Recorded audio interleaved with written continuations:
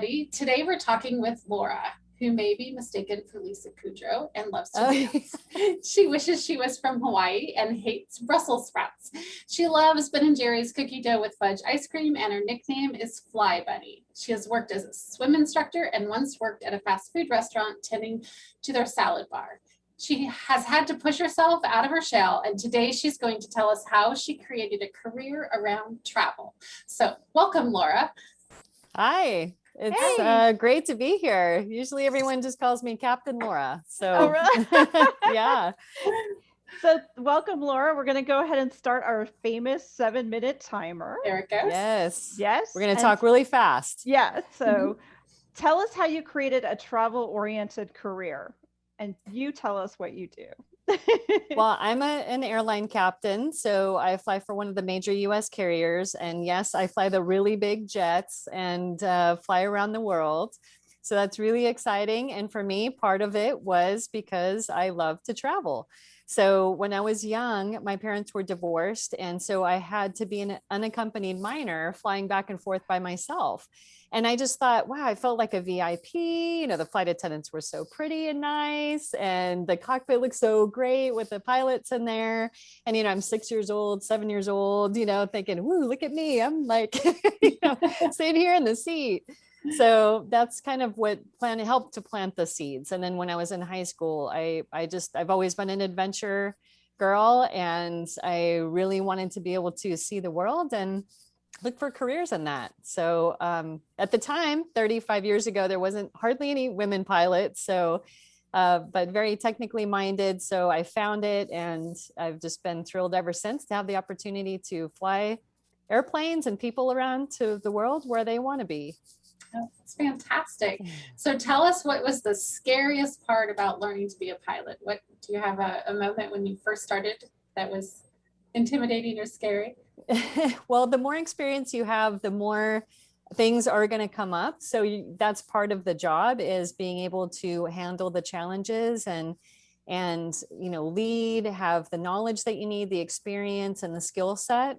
So usually if things come up, it's after the fact. Once we're at the hotel, then you kind of go, whoa, what just happened? So we handle everything that way. It's the only thing that I would say is I tend to push myself hard, and I'm sure my family and friends might say the same thing. So that would be something, I suppose. Yeah. So what is one of the funniest things that's happened to you as a pilot? Well, often I'm mistaken for a flight attendant. So there's been, I mean, I can't even count the amount of times where I'll be standing there in full uniform, either at the start of a flight or at the finish of the flight. And, you know, people will ask me for a blanket or, you know, Coca-Cola, or, you know, we just flew through some crazy weather, and, you know, had situations that, you know, we handled and everything. And you see this, hey, can you tell the captain, we're really grateful. And the flight attendants have to be, this is the captain. She's right here. You can tell her. That's hilarious. That's funny. Do you have a story about someone interesting that you've met when you're flying? I'm sure you fly all kinds of people. And she does. I Good. do. Well, because I'm out of Los Angeles. So I have, you know, I get really lucky because I get to fly a lot of the celebrities and the big movers and shakers between Los Angeles and New York. So, you know, Bradley Cooper, of course. Nice. We had a chance to talk a lot, and several different people that, you know, I've probably, you know, I don't know, so many. I mean, I have some on my Trevor Noah and Shaka Khan and, you know, David O. Russell. And I mean, it's so many people. So it's been a great opportunity to have them on board and welcome them and keep them safe. Yeah, that's great. amazing. Oh my gosh. Yeah. And with all of your flying, I'm sure you've become an expert packing person. So yes. Share with us or show us some of your favorite items that you pack or always take with you. Well, for me, I try to keep as healthy as I can, because, you know, we are exposed to a lot of things, and with the time zone changes and the fatigue sometimes can be pretty challenging, as we all know from travel. And, the air is a lot thinner up at altitude. So you want to keep oxygenated and alkaline, things like that. So I don't leave home without these. I don't know if you can see it. It's Organifi greens. So it's concentrated greens that just, it's so refreshing. So you just dump it in your healthy water.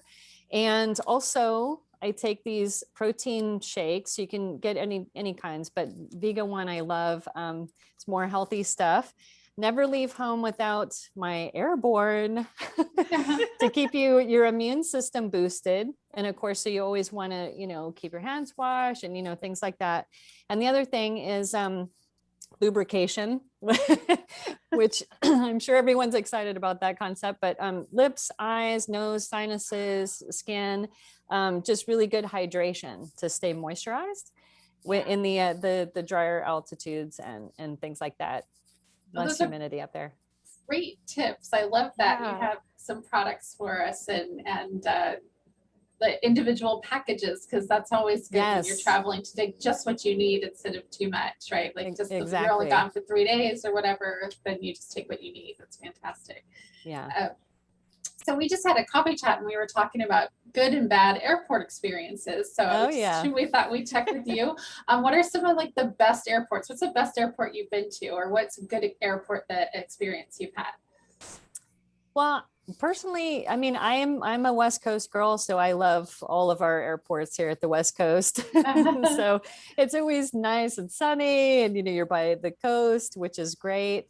And then everywhere else. So flying into different places. Like I love flying into Boston. It's just beautiful. You see all the waterways and the boats and the downtown, and the airport's right there. Other places, in Florida by the coast, Denver near the mountains can be, fun and challenging sometimes. Yeah, obviously Hawaii, I love that. So Honolulu is so beautiful. Any of the islands to fly into there, just love that. That's wonderful. So do you have any airports that you like to go into that have good food experiences, or any favorites there to recommend? It's so interesting because the airports, as they're being upgraded and updated and things like that, it's pretty amazing. You see sometimes they look like, high-end malls. They have really good food. So yeah, like Newark, for example, in New Jersey, they're just south of JFK, as they're getting better, bigger, and updated. You have some really excellent food choices there. Oh my gosh, that was our timer. I It was like, I know. It just flows by. No, it just flew by. So really quick, one last question. Since you can fly almost anywhere, where do you plan to travel next for yourself personally? I see that you love the beach. So is there a destination you have on your list that you want to go to? Well, one of my favorite places to go to, in addition to the Hawaiian Islands or the Caribbean or things like that, I love Orcas Islands. So when you fly up to Washington, it's just absolutely beautiful. And you can see so much wildlife and sometimes the whales up there during the certain times of the year. Yeah. Oh, wonderful. Mm-hmm. All right. Well, thank you so much, Laura. And you do also. Should I show my? Yeah, I was just going to say, let's see your book. Laura's got a book. Yes. It's called Remove Before Flight. And I understand it answers, I've started to read bits of it, kind of allays all your fears if you have questions about what happens when you hear all those crazy noises on the plane. So, yes. So thank you so much for sharing your story, Laura. And if you'd like to connect, you can go to the description. We've got Laura's contact information. If you have questions for Cindy and I, or a show idea, or would like to be a guest, please message us, and the link is in the description. Thank you so much for traveling through our real stories from real people. Thanks, Laura.